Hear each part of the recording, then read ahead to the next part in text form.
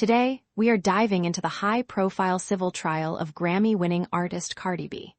This case has captured attention worldwide, pulling back the curtain on a tense and deeply personal confrontation that allegedly unfolded in a Beverly Hills medical building back in 2018. As testimony pours in, the stakes are high for both sides, and each court session seems to bring new twists. The trial stems from a lawsuit filed by Imani Ellis, a security guard who claims she was verbally and physically assaulted by Cardi B during what should have been a routine workday. Ellis says she recognized Cardi exiting an elevator and casually remarked on her presence. That moment, according to her, sparked a sudden escalation.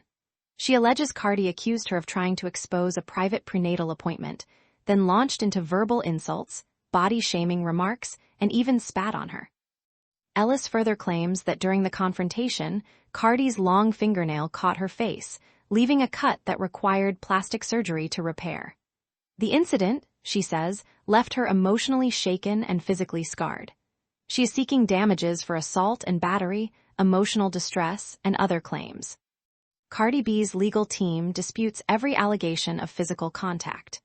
In their version of events, there was a heated but brief verbal exchange lasting no more than a minute and a half. They argue that Ellis was the aggressor, possibly attempting to record Cardi without consent, and that the injury claims are exaggerated or fabricated.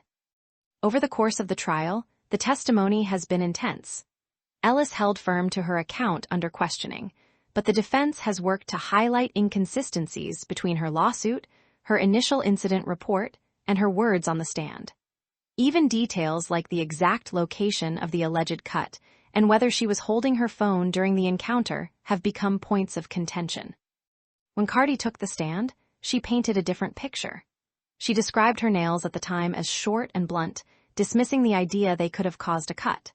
She insisted that nobody touched anyone, framing the interaction as nothing more than words exchanged in a tense moment.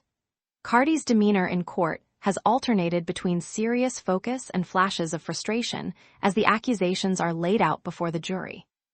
The public response has been divided.